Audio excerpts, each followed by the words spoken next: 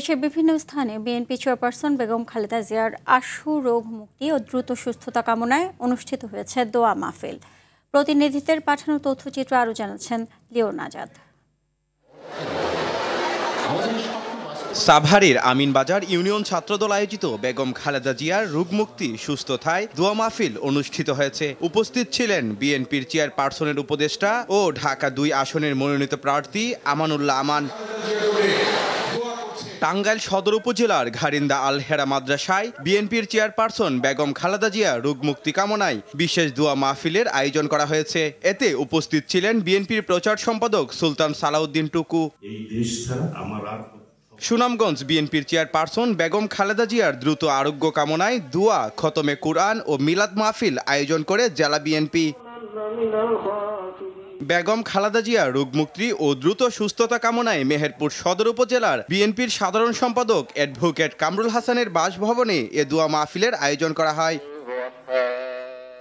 বেগম খালেদা জিয়ার দ্রুত রোগমুক্তি ও সুস্থতা কামনায় কুমিল্লায় বিভিন্ন এতিমখানায় ছাগল বিতরণ করা হয়েছে। এছাড়াও টানা ৭ম দিনের মতো চলছে দোয়া ও কুরআন খতম। চেয়ারপারসনের উপদেষ্টা হাজী আমানুর রশিদ ইয়াসিনের উদ্যোগে সপ্তাহব্যাপী এ ধর্মীয় কর্মসূচি গ্রহণ করা হয়। নোয়াখালী হাতিয়ায় সাবেক প্রধানমন্ত্রী বেগম খালেদা জিয়া রোগমুক্তি কামনায় দোয়া আয়োজন করা হয়েছে। এমএ উচ্চ বিদ্যালয় মাঠে এ দোয়া মোনাজাতের আয়োজন করা হয়। জাতীয়তাবাদী দল বিএনপির চেয়ারপারসন বেগম খালেদা জিয়ার আশু রোগমুক্তি কামনায় বিশেষ দোয়া মাহফিল করেছে Faridpur press club.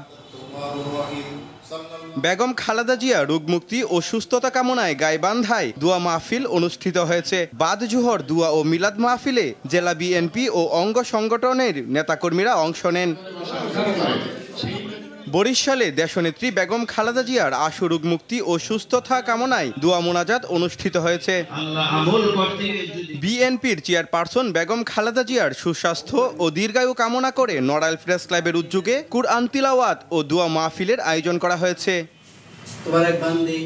Dinajpur institute প্রাঙ্গণে বেগম খালেদা জিয়ার সুস্থতা কামনায় দোয়া ও মাহফিলের আয়োজন করেছেন বিএনপির অঙ্গ সংগঠনের নেতাকর্মীরা।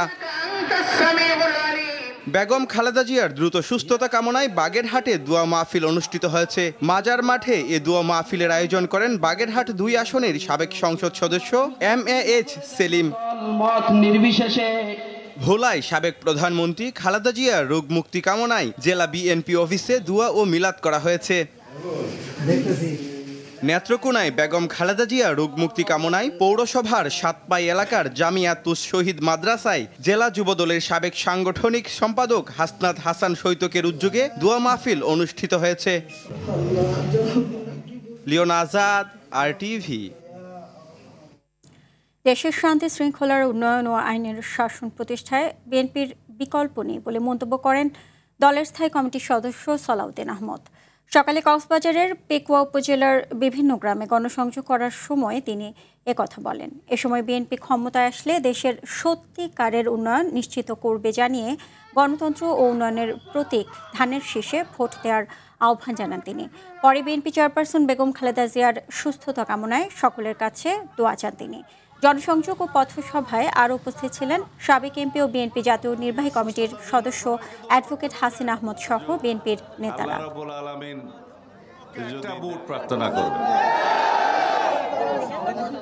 আগামীতে জনগণের সমর্থনে আল্লাহ রাব্বুল আলামিনের অশেষ রহমতে যদি বিএনপি রাষ্ট্র পরিচালনার দায়িত্বপ্রাপ্ত হয়, সরকার গঠন করে, তাহলে এই পেকুয়া চকরিয়া যত যা কিছু উন্নয়ন আছে ইনশাআল্লাহ ভরপুর উন্নয়ন হবে।